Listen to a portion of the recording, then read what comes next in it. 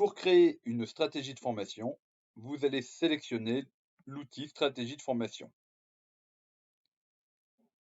Vous pouvez retrouver vos anciennes stratégies à l'aide de l'outil recherché, mais pour l'instant, ce qui nous intéresse est de créer une nouvelle stratégie.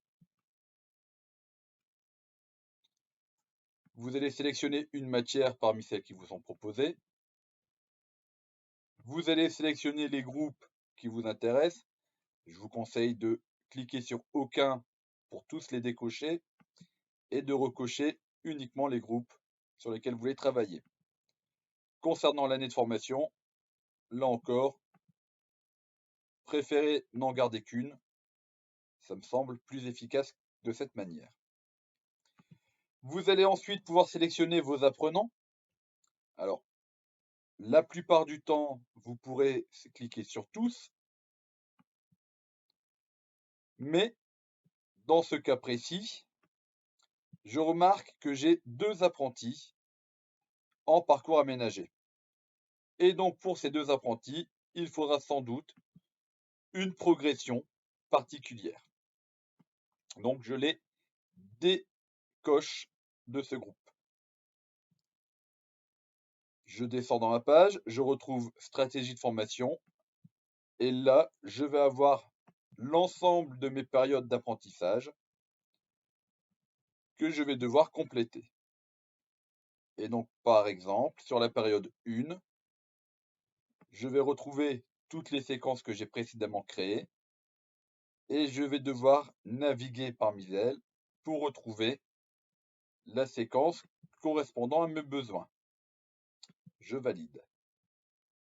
Je peux rajouter une deuxième séquence si besoin.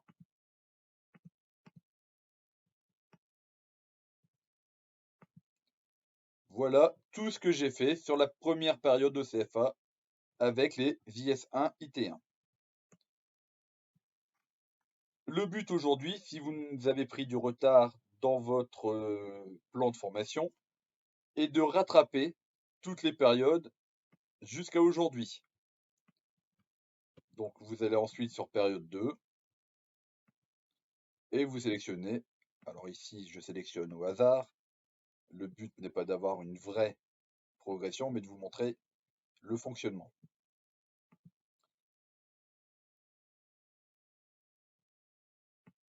Et donc, si vous avez un doute sur le nombre